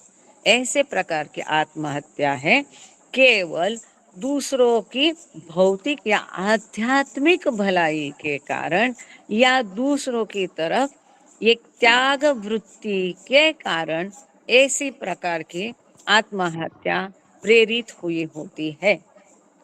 In order to better the welfare, one who meets death through, for example, a hunger strike in order to better the welfare of the masses is a suicide of this high type। अब तीसरे प्रकार की आत्महत्या जो उच्च प्रकार की आत्महत्या है, जो दूसरों की भलाई के लिए उससे प्रेरित होती है, उसमें क्या है, उसको कैसे समझ सकते? तो बाबा ने यहाँ एक एग्जाम्पल दिया, उदाहरण दिया है कि यदि कोई हंगर स्ट्राइक करता है, जिसको क्या कहते हैं, हंगर स्ट्राइक, उपवास, हंगर, भूख हड़ताल, भूख हड़ताल, भूख हड़ताल, भूख हड़ताल, थैंक यू। अनशन या भूख हड़ताल ज्यादा अधिक पर्याप्त है। तो जो अगर भूख हड़ताल करके उसमें है ना, हम देखते हैं कि इतने आत्मदहन किया इस कारण के लिए, कोई कहता है कि मैं भूख हड़ताल जाऊंगा, है ना, आजकल जरांगे पाटिल, हाँ, परोपकार के लिए। तो ऐसे भूख हड़ताल में यदि किसी की मृत्यु हो जाती है, वो किसके लिए, वो भूख हड़ताल किसके लिए? कोई राजकीय हेतु से प्रेरित नहीं होना चाहिए, स्वार्थ भावना से प्रेरित नहीं होना चाहिए, प्रसिद्धि की उसमें लालसा नहीं होनी चाहिए, शुद्ध परोपकार का भाव, और सचमुच में वो परोपकार निरलस होना चाहिए, शुद्ध होना चाहिए। ऐसे परोपकार से भाव से better the welfare of the masses is a suicide of this high type. तो कई लोगों की भलाई के परोपकार के कारण अगर हंगर स्ट्राइक में किसी की मृत्यु होती है तो वो उच्च प्रकार की आत्महत्या गिनी जाएगी। अब उसमें क्या होता है, तो उसके परिणाम, आत्महत्या तो आत्महत्या है हमारी आध्यात्मिकता की दृष्टि से, स्पिरिचुअल पॉइंट ऑफ व्यू, तो इसके परिणाम क्या होते हैं? The motives of such suicide are not far different from those of martyrs who lay down their lives on the battlefield for country। तो देश के लिए युद्ध भूमि पर जो सैनिक अपनी जान देते हैं, उनके उद्देश्यों से ये उद्देश्य विपरीत नहीं होते, उनके जैसे ही होते हैं। सोसाइटी और रिलीजन, ये अपने सोसाइटी के लिए, अपने धर्म के लिए, अपने देश के लिए जो सैनिक बलिदान देते हैं, उनके प्रकार की ये आत्महत्या है। The total absence of base motives in this high type of suicide makes it entirely different from the lower grades। इस प्रकार के उच्च हेतुओं के कारण इस प्रकार की आत्महत्या को बाकी दो तरीके की जो नीच प्रकार की आत्महत्या है उनसे बिल्कुल भिन्न या विपरीत बना दिया जाता है। As in other noble acts of self-effacement, such highly motivated action entails the departed individual to the privileges and pleasures of the heavenly state, and also constitutes a definite asset in his spiritual ongoing। This is important। इस प्रकार का जो Nobel act है, परोपकारी उदार क्रिया जो है, आत्म विनाश की क्रिया, परंतु वो उदार भावना से जो की है, निस्वार्थ भाव से परोपकार वृत्ति से किए हैं, जो हाईली मोटिवेटेड है, उच्च मोटिवेशन, उच्च आदर्शों के लिए ऐसी क्रिया के लिए है। ये क्रिया के कारण वो जो सोल है जिसने ऐसे उच्च आत्महत्या की है, वह स्वर्ग का भागी होता है। वो सभी अधिकार और स्वर्ग के सभी आनंद को उपभोगता है, and also constitutes a definite asset in his spiritual ongoing। उसकी जो आध्यात्मिक पथ पर उसका यात्रा है, उसमें और आगे बढ़ जाता है, उसमें उसको एक इसके स्पिरिचुअल संस्कार बढ़ जाता है। आसान भाषा में बोलेंगे तो उसकी जो असेट है, मतलब उसकी जो संपत्ति है, संपत्ति कौन सी, जमीन जायदाद या वो संपत्ति नहीं, तो आध्यात्मिक संपत्ति जो उसकी है वो बढ़ जाती है, और उसको आध्यात्मिकता में आगे बढ़ने के लिए और वो उपयुक्त होती है।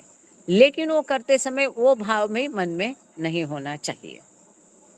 अब चौथे प्रकार की आत्महत्या, a suicide inspired by ordinary altruistic motives, परोपकारी उद्देश्य, is not the highest type. Baba कहते हैं इस प्रकार से परोपकारी भाव से की हुई आत्महत्या भी उच्चतम प्रकार की नहीं है। उच्च है, उसको बेनिफिट मिलेंगे, वो स्वर्ग के आनंद उसे मिलेगा, परंतु ये उच्चतम प्रकार की आत्महत्या नहीं है। तो कौन सी है? द फोर्थ और highest class results from intense desire to see God और टू यूनाइट विथ, ईश्वर को देखने के लिए या उससे एक हो जाने के लिए, उससे मिलन प्राप्त करने की एकमात्र इच्छा से जो आत्महत्या की जाएगी, वो उच्चतम प्रकार की आत्महत्या में उसे गिना जाता है। अब उसका एग्जाम्पल पर बाबा ने आगे दिया है, आप लोग समझ गए होंगे, समाधि वगैरह, जैसे ज्ञानेश्वर महाराज ने समाधि ली थी। तो ये कई लोगों का सवाल हमेशा होता है कि ज्ञानेश्वर महाराज ने समाधि ली तो ये भी आत्महत्या होगी क्या? अगर होगी तो वो उच्चतम प्रकार की है। अब इसका जिक्र आगे बाबा ने किया है, उसको हम पढ़ते हैं पहले। This is an extremely rare occurrence, परंतु ये अत्यंत दुर्लभ प्रकार है, ऐसा बाबा कहते हैं। In most cases in which suicide is believed to have been committed for the sake of God, there is an admixture of other motivating factors such as dissatisfaction with the conditions in earthly life। कई बार ऐसा होता है कि दिखने को लगता है कि ईश्वर प्राप्ति से की हुई है, परंतु कई बार ऐसा होता है कि उसमें एक जो उद्देश्य है उसका मिक्सचर हो जाता है, दूसरे भी पहलू उसमें आ जाते हैं, जैसे कि जीवन के प्रति असमाधान, जिस प्रकार के हम कह सकते कि साने गुरुजी की आत्महत्या इस प्रकार में कही जा सकती है कि जीवन से वो असंतुष्ट थे, जिस प्रकार के समाज में उस तरह देश में चल रहा था, इससे वो असंतुष्टि उनके मन में थे, ऐसा कहा जाता है। पर उनके मन में क्या भाव है, उनके मन में कौन से उद्देश्य है? केवल ईश्वर प्राप्ति का एकमात्र उद्देश्य है तो बात और है। लेकिन यहाँ खतरा ये होता है कि कई बार बाबा बोलते हैं ईश्वर प्राप्ति के साथ उसमें एक मिक्सचर हो सकता है जीवन के प्रति असमाधान, या तो ये जो भौतिक जीवन की स्थितियां है उससे असमाधान भी उससे जुड़ा होता है। And when suicide is embraced purely for the sake of attaining God, it can have the effect of achieving liberation or mukti। जब केवल और केवल शुद्ध ईश्वर की प्राप्ति के लिए ही यदि आत्महत्या की है तो उसका परिणाम है मुक्ति। ऐसे व्यक्ति को मुक्ति मिल सकती है, परंतु यहाँ कोई खुश होने की जरूरत नहीं है। आगे इसका लंबा चौड़ा बाबा ने लेक्चर दिया है इसके ऊपर कि किस प्रकार ये भी करने से बाबा मना कर रहे हैं। The masters have always warned aspirants against resorting to suicide in the intensity of their longing for union with God. जो गुरु है, मास्टर से आध्यात्मिक गुरु, वो हमेशा अपने साधक को, शिष्यों को इस प्रकार से ईश्वर से मिलन की प्राप्ति के लिए इस प्रकार से आत्महत्या करने से हमेशा परावृत्त करते हैं। क्यों? For there is too great room for self-deception and inadvertent admixture of inferior unconscious motivation। क्योंकि इस प्रकार की आत्महत्या के पीछे कई बार ये हो सकता है, इसकी संभावना होती है कि सेल्फ डिसेप्शन, खुद को फंसा रहा है वो व्यक्ति। वो कहता तो है मुझे ईश्वर प्राप्ति के लिए, लेकिन हो सकता है कि वो अपने आप को फंसा रहा है। कैसा? क्योंकि उसका जो उद्देश्य है उसमें मिक्सचर हो सकता है।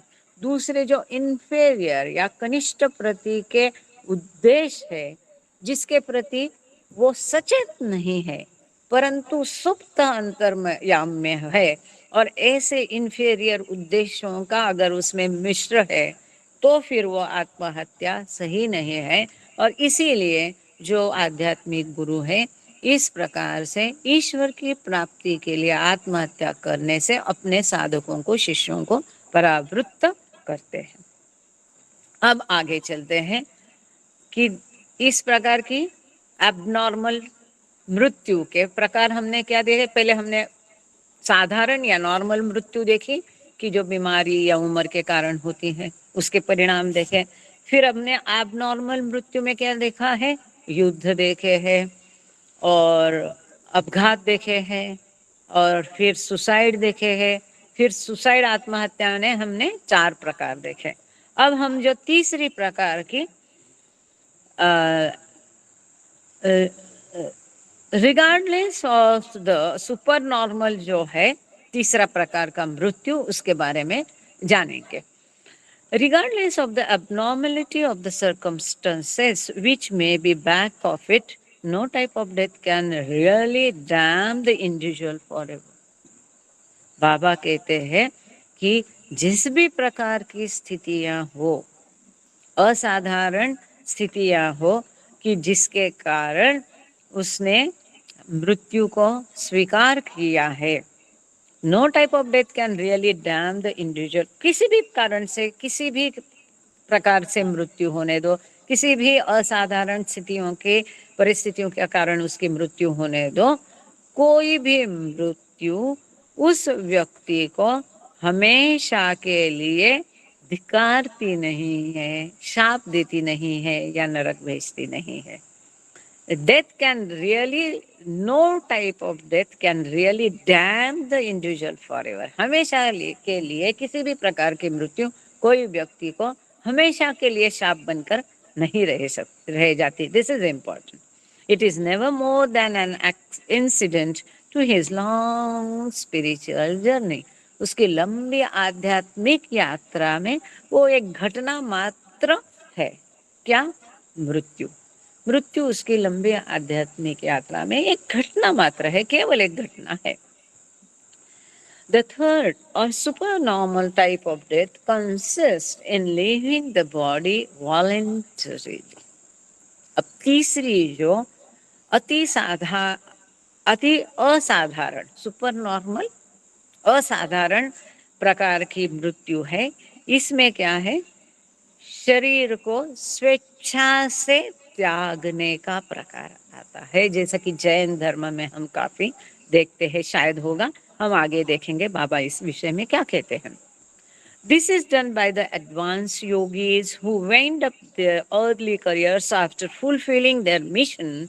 इस प्रकार के जो मृत्यु होती है वो जो प्रगत योगी होते हैं उनके द्वारा उनका जो ये भौतिक जगत का कार्य पूरा होने के या उनका करियर जो है, उनका जो दायित्व है, उसको निभाने के पश्चात वो इस प्रकार की मृत्यु स्वीकार करते हैं। Much as the student locks up his textbooks after passing his examination, तो बाबा यहाँ उदाहरण दे रहे कि कई सारे विद्यार्थी जो है अपनी एग्जाम पास करने के पश्चात अपनी सारी किताबें बंद करके कबर्ड में डाल देते हैं।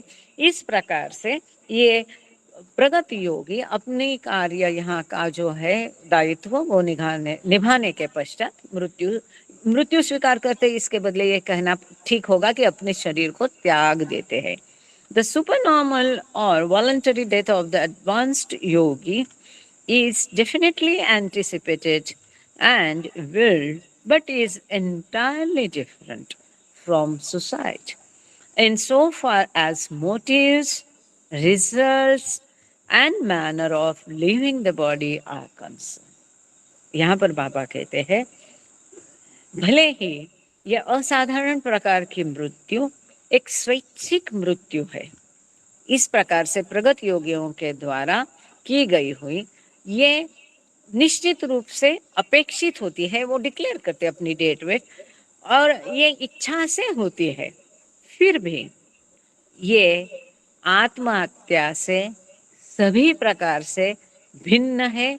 उसके उद्देश्यों से वो आत्महत्या से भिन्न है, उसके परिणामों से भी इस प्रकार की मृत्यु आत्महत्या से भिन्न है और जिस प्रकार से शरीर त्याग दिया जाता है उस प्रकार से भी, उस दृष्टि से भी इस प्रकार की असाधारण मृत्यु ये आत्महत्या से बिल्कुल भिन्न प्रकार की होती है। अब यहाँ पर एक नया टॉपिक शुरू होता है। यहाँ पर बाबा ने मृत्यु के तीनों प्रकारों को विशद किया है। साधारण मृत्यु, असाधारण मृत्यु मतलब जहाँ पर जैसे कि अपने समाधि वगैरह लेते हैं ना, ज्ञानेश्वर माउली उन्होंने समाधि ली, हो सकता है कि इस प्रकार में आ सकती है, वो तो पता नहीं है। और साधारण मृत्यु, असाधारण मृत्यु और एक्सीडेंटल जो है, ये तीनों प्रकार हो गए।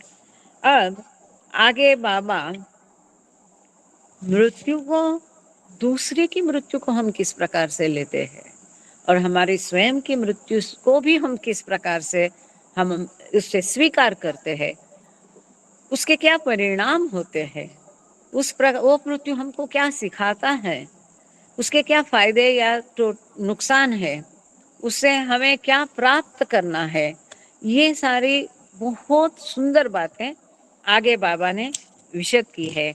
लेकिन मुझे ऐसा लगता है कि राजू जी ने मुझे आग्रह किया था कि आप 6 बजे तक ही चलाओ, क्योंकि इनका भी यहाँ काफ़ी सारा अरेंजमेंट का प्रॉब्लम होता है। शायद वहाँ पर कोई इंतज़ार कर रहा है, यहाँ पर कोई इंतज़ार कर रहा है, ड्राइवर साहब हमारे दिन भर के थके हुए हैं।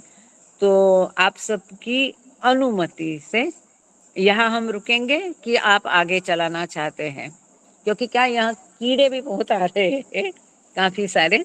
तो वो मेहर राजू ने पहले ही बताया था कि आज आप 6 बजे ख़त्म करिए, पर चूंकि अपना टॉपिक अच्छे से चल रहा था तो मैं उसको एटलीस्ट एक पॉइंट पर लाकर इसको रोकना चाहती थी। तो यदि ठीक है तो आज मैं चाहूँगी कि प्रार्थना और आरती हम यहाँ से करेंगे। Is it okay? भाई साहब आप प्रार्थना बोलेंगे कि आरती? मेहर राजू कहाँ है? मेहर राजू को बुलाओ जी। आप प्रार्थना करेंगे?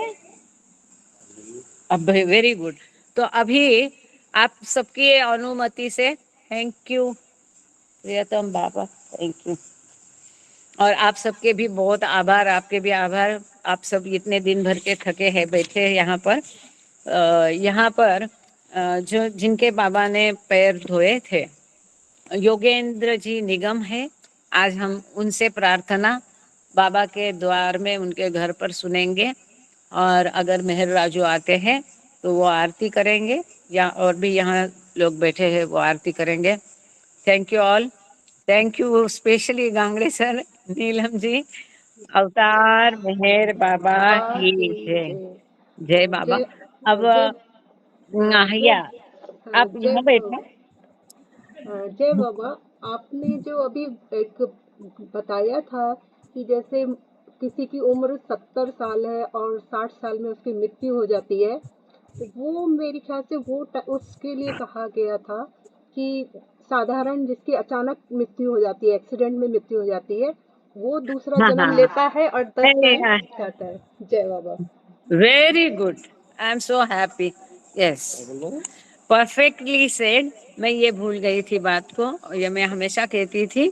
Yes yes, perfectly said Neelam ji, thank you so much. बिल्कुल बढ़िया। नीलम जी कह रही है कि हमने ये कहा था कि अगर किसी को, हर एक अपना पोटरी लेके आए, हर एक का तय है 50 60 100 जितना भी साल जिएगा। अगर अचानक से उसके बीच में मृत्यु हो जाती है तो उसको उर्वरित जीवन जो है वापस तो उसका उसके लिए वो बोल रहे हैं कि वो सुसाइड के संबंध में नहीं है, नहीं वो सुसाइड में नहीं। और ये आत्महत्या, सॉरी, अपघात, एक्सीडेंटल मृत्यु के संबंध में। हाँ, अभी ये प्रेयर करेंगे, आप आरती करना आज, चलेगा? हाँ, तो आप आइए, 1 मिनट, मैं यहाँ बैठा देती हूँ उनको, और एक जन ज्वाइन करके बाबा की ये भी दिखा दो देना। मैं दूसरा फोन से भी ज्वाइन करके आइए। जय बाबा, आराम से आइए। प्रेयर, हाँ, कोई बात नहीं। हाँ, बैठिए। यहीं बैठ के कर। यहाँ बैठिए, मैं वहाँ लॉग इन करके वो बाबा की तस्वीर हम दिखा देंगे और आपकी आरती भी सुनेंगे। अच्छा, आप बैठना इसलिए है ताकि आप दिख पाओ। हाँ, आवाज पहुँचनी चाहिए। ठीक। थोड़ा आगे हो जाए, कोई बात नहीं है।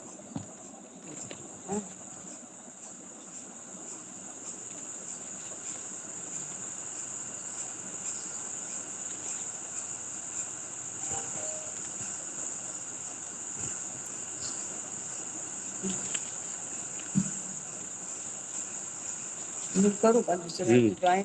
अच्छा, मैं दूसरा ज्वाइन करके आपको बाबा की तस्वीर यहाँ की दिखा दूँ क्या? हाँ बिल्कुल। हाँ, तो आप जारी रखिए अपनी। अच्छा, जी। अवतार मेहर बाबा की जय। हे परवरदिगार, सबके राखनहार और सबकी रक्षा करने वाले, तुम्हारा कोई आदि नहीं है और न तुम्हारा कोई अंत है। तुम अद्वैत हो, तुम तुलना से परे हो और तुम्हारा पार कोई नहीं पा सकता है। तुम्हारा कोई रंग और रूप नहीं है, तुम हर भाव से रहित हो और तुम गुणातीत हो। तुम अपार हो और अगाध, कल्पना और धारणा से परे हो, शाश्वत और अनश्वत हो। तुम अखंड हो और दिव्य नेत्र के सिवाय किसी भी प्रकार से तुम्हें कोई नहीं देख सकता। तुम्हारा अस्तित्व सदैव था, तुम सदैव रहते हो और तुम सदैव रहोगे। तुम सर्वत्र हो, तुम हर वस्तु में हो और तुम हर जगह से परे तथा हर वस्तु से परे भी। तुम आकाश में हो और पाताल में हो, तुम व्यक्त हो और अव्यक्त हो, तुम सब लोगों पर हो और समस्त लोगों से परे हो। तुम तीनों भुवनों में हो और तीनों भुवनों से परे भी। तुम अगोचर हो और स्वतंत्र हो, तुम सृष्टि के रचने वाले हो, स्वामियों के स्वामी हो, समस्त मनों और हृदयों के ज्ञाता हो। तुम सर्वशक्तिमान हो और सर्वव्यापी हो। तुम अनंत ज्ञान हो, अनंत शक्ति हो और अनंत आनंद हो। तुम ज्ञान के महासागर हो, सर्वज्ञ हो, अनंत ज्ञान रखने वाले हो। तुम भूत, वर्तमान और भविष्य के ज्ञाता हो और तुम स्वयं ज्ञान हो। और तुम सत्परिष्कारी हो, तुम आत्माओं की आत्मा हो और गुणों से संपन्न एक परमात्मा हो। तुम सत्य, ज्ञान और परमानंद की त्रिमूर्त हो, सत्य के मूल हो, प्रेम के महासागर हो। तुम सनातन सत्ता हो, तुम्हें सबसे ऊंचे हो। तुम प्रभु और परमेश्वर हो, तुम परब्रह्म हो और तुम परात पर परमेश्वर, तुम परब्रह्म परमात्मा हो और परात पर हो, यदान हो, अहूर मत हो और प्रीतम ईश्वर हो। तुम्हारा नाम इज्जत अर्थात एक में पूज्य है। हे असीम दया के निधि प्रभुराज, हम अपने सब पापों के लिए पश्चाताप करते हैं। हर एक विचार के लिए जो सत्य, अनुचित या गंदा था, हर एक बोले हुए शब्द के लिए जिससे बोलना हमें उचित न था, और हर एक कर्म के लिए जिसे करना हमें उचित न था। स्वार्थ से प्रेरित हर एक कर्म, शब्द और विचार के लिए तथा द्वेष प्रेरित हर एक कर्म, शब्द और विचार के लिए करते हैं। विशेषकर हर एक काम, विचार तथा क्रिया के लिए, ऐसे हर एक वचन के लिए जिसको हमने पूरा नहीं किया। सब असत वचनों के लिए और सभी निंदा पाखंड दम्भ या लोगों के पीछे उनके दोष बताने के लिए संताप करती है। दूसरों का नाश करने वाले हर एक कर्म के लिए, दूसरों को दुख देने वाले हर एक शब्द तथा कर्म के लिए तथा दूसरों पर दुख गिरने की इच्छा करने के लिए हम पाप करते हैं। पितृराज, आप हम पर असीम दया करके हमारे किए हुए पापों को क्षमा कीजिए और वैसे ही आपकी मर्जी के अनुसार विचार करने में, बोलने में तथा कार्य करने में जो हमारी असमर्थता सदा रहती आई है उसको भी क्षमा कीजिए। ये हमारी आपसे प्रार्थना है। अवतार मेहर बाबा की जय। प्रीतम परमात्मा, हमारी ऐसी सहायता कर कि हम तुझसे अधिक प्रेम करें और अधिक और फिर भी उससे भी अधिक प्रेम करें, जब तक कि हम तुझ में मिलकर एक हो जाने के बाद न बन जाए। और तू हम सबकी ऐसी सहायता कर कि हम अंतिम तक बाबा का दामन दृढ़ता से पकड़े रहें। अवतार मेहर बाबा की जय।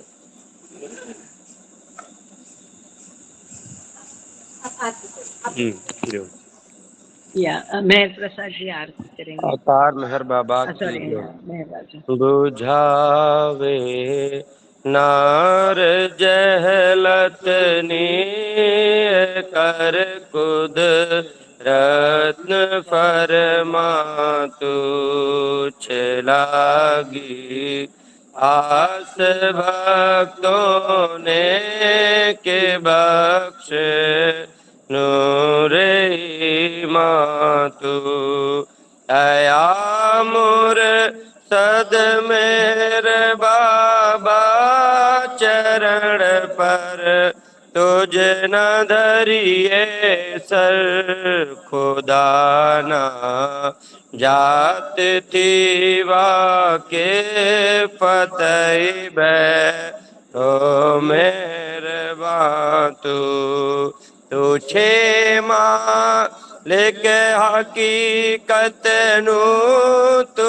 आशिक दीन आरिफ भी तुझे दरी जाए वहदत मारिफत नू कोई तू पातू अमोर रब ने ऐसा लेख बख्श दे ज्ञान इज़्ज़त नू के तू पर महात्मा ज्ञानी चने मुख तारे पातू खुदाना प्रेम नो प्यालो पिलावे मस्त हमने कर छे तुझ पर जान सदके साकिया ईद पैमा तू हमारी नाव बर दरिए तरावे तो हमें तरिए हमारा ना खुदाए मेहर बाबा छेनिंगे बातू हमारा ना खुदाए मेहर बाबा छेनिंगे बातू बुझावे नार जलतनी कर कुद रत्न फरमातू छलागी आस भक्तों ने के बख्श नूरे मातू। अवतार मेहर बाबा की जय। अवतार मेहर बाबा की जय। अवतार मेहर बाबा की जय। अवतार मेहर बाबा की जय। बाबा जय बाबा। जय मेहर बाबा, जय मेहर बाबा, जय मेहर बाबा, जय मेहर बाबा। जय बाबा जय बाबा, जय बाबा जय बाबा, सभी को जय बाबा सत्संग जय बाबा जय बाबा मन, जय बाबा। जय बाबा जय बाबा जय बाबा, जय मेरे बाबा पालवी जय बाबा सभी को सपने में जय बाबा।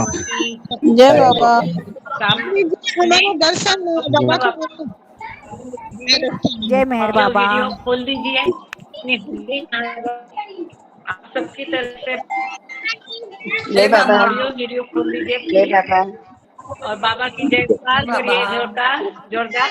अवतार मेहर बाबा जय बाबा। की जय। अवतार मेहर बाबा जय मेहर की बाबा की जय। जय। अवतार अवतार मेहर बाबा की जय। जय। थैंक यू बाबा, अवतार मेहर बाबा जय।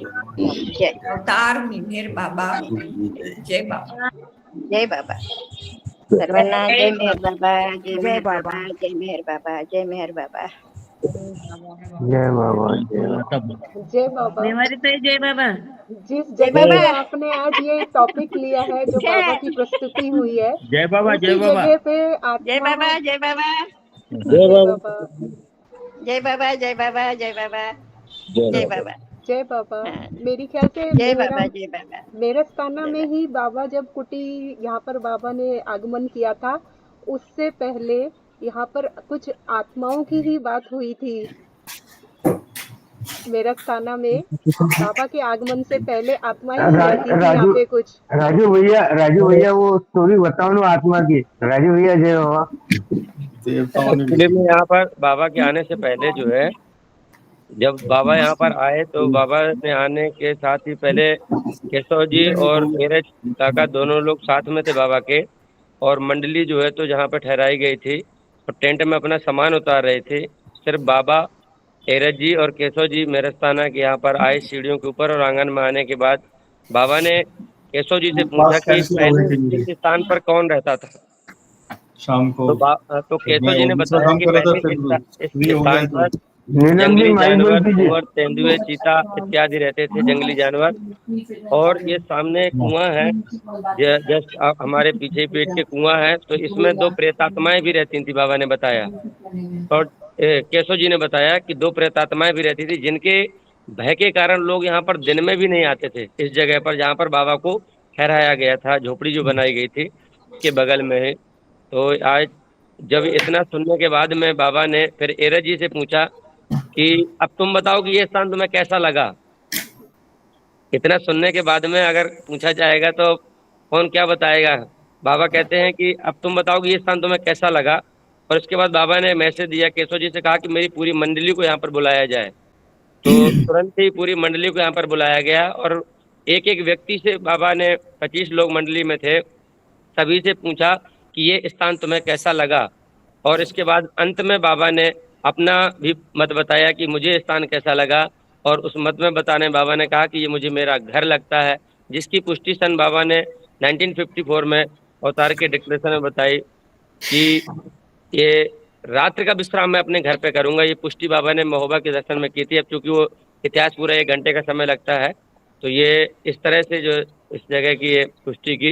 ये प्रेतात्माओं के बारे में केशव जी ने बताया था कि यहाँ रहती थी, लेकिन चूंकि बाबा यहाँ पर आ गए तो फिर यहाँ प्रेतात्मा कहाँ रहेंगी।